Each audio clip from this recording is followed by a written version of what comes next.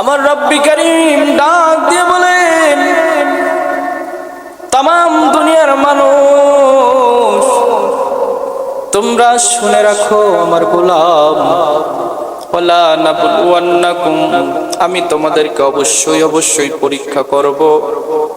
ও দুনিয়ার মানুষ, আল্লাহ রাব্বুল আলামিন তোমাকে আমাকে এই পৃথিবীতে পাঠিয়েছে পরীক্ষা করার জন্য। বান্দা পরীক্ষায় কে কতভাবে উত্তীর্ণ হতে পারো।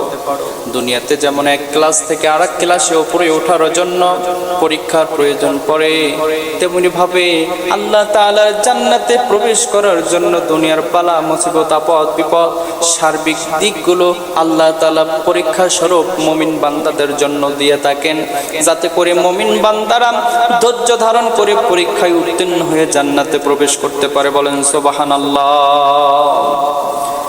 وَلَنَبْلُوَنَّكُمْ بِشَيْءٍ مِّنَ الْخَوْفِ وَالْجُوعِ وَنَقْصٍ مِّنَ الْأَمْوَالِ وَالْأَنفُسِ وَالثَّمَرَاتِ وَبَشِّرِ الصَّابِرِينَ। হে আমার গোলাম, আমি অবশ্যই ওয়ালানাবলুওয়ান্নাকুম তোমাদেরকে পরীক্ষা করব, অবশ্যই তোমাদেরকে পরীক্ষা করব। মিনাল খাউফি ওয়াল জু, ভয় দ্বারা ক্ষুধা দ্বারা, ওয়া নাকসিম মিনাল আমওয়ালি ওয়াল আনফুসি ওয়াস সামারাত, আরো পরীক্ষা করতে পারি তোমাদের সম্পদ দ্বারা, তোমাদের জানের ক্ষতি দ্বারা, সম্পদের ক্ষতি দ্বারা, তোমাদের সম্পদ দ্বারা, তোমাদের জীবন দ্বারা। ওয়াবাশশিরিস সাবিরিন, তোমরা যদি এই পরীক্ষাগুলো সফলভাবে ধৈর্য ধারণ করে উত্তীর্ণ হতে পারো, উলাইকা হুমুল মুফলিহুন, তবে তোমরাই হবে সফল কাম। সুবহানাল্লাহ। আল্লাহর পক্ষ থেকে ক্ষুধা দ্বারা, ভয় দ্বারা, সম্পদের দ্বারা, নিজের জানের দ্বারা পরীক্ষা আসতে পারে। এই পরীক্ষায় যারা ধৈর্য ধারণ করবে, পরীক্ষায় যারা উত্তীর্ণ হতে পারবে, আমার রব তাদেরকেই বলেছেন উলাইকা হুমুল মুফলিহুন, তারাই হবে সফলকাম। সুবহানাল্লাহ। দুনিয়ার মানুষ, সামান্য ক্ষুধার যন্ত্রণায় চুরি করো, ডাকাতি করো, সামান্য পেটের জন্য জুলুম করো, অন্যায় করো, অবিচার করো, হত্যা করো, মারামারি, কাটাকাটি, খুন, ঘুষ, সুদ, চুরি, ডাকাতি, কত অপরাধ করে থাকো শুধুমাত্র এই পেটের জন্য, এই ক্ষুধা নিবারণের জন্য। কিন্তু একটাবার চিন্তা করে দেখো, তোমার যেমন পেট ছিল, সাহাবায়ে কেরামেরও কিন্তু তেমনই পেট ছিল। তোমাদের যেমন খাবার প্রয়োজন ছিল, সাহাবায়ে কেরামেরও তেমন খাবার প্রয়োজন ছিল। তারা পেটের সাথে পাথর বেঁধে রেখেছিল, 3 দিন পর্যন্ত খাবার খায় নাই, 7 দিন পর্যন্ত খাবার খায় নাই। তারপরও কখনো চুরি করে নাই, ডাকাতি করে নাই, জুলুম করে নাই, অন্যের সম্পদ কখনো অন্যায়ভাবে আত্মসাৎ করে নাই। ও দুনিয়ার মানুষ, কারণ তাদের মধ্যে একটা কথাই ছিল, ইন্নী আখাফুল্লাহ।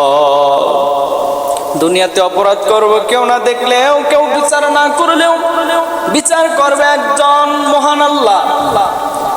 তারা সব সময় অপরাধের সম্মুখীন হয়ে বলতো, ইন্নী আখাফুল্লাহ, আল্লাহকে ভয় করি, আল্লাহকে ভয় করি, দুনিয়ার কোনো অপরাধের সাথে জড়িত হব না। যদিও খিদার যন্ত্রণায় ছটফট করে, পিপাসায় তৃষ্ণায় কলিজা ফেটে যায়, তারপরেও তারা সব সময় ভাবে, আল্লাযী খালাকাল মাউতা ওয়াল হায়াতা লিয়াবলুয়াকুম আইয়ুকুম আহসানু আমালা।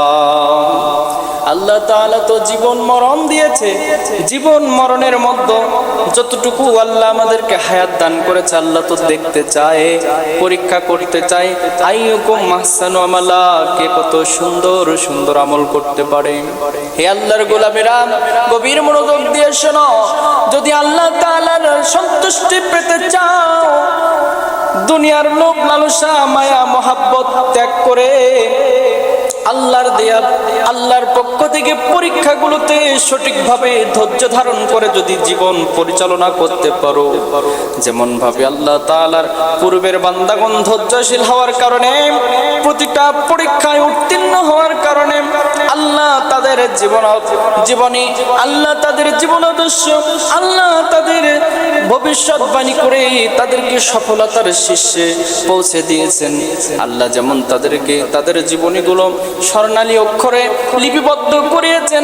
পৃথিবীর মানুষ, তোমরাও যদি ধৈর্য ধারণ করে নিজের জীবনকে পরিচালনা করতে পারো, নিজের জীবনকে সাজাইতে পারো সাবিরিন ধৈর্যশীলদের সাথে, ইন্নাল্লাহা মা'আস সাবিরিন, আল্লাহ থাকেন ধৈর্যশীলদের সাথে।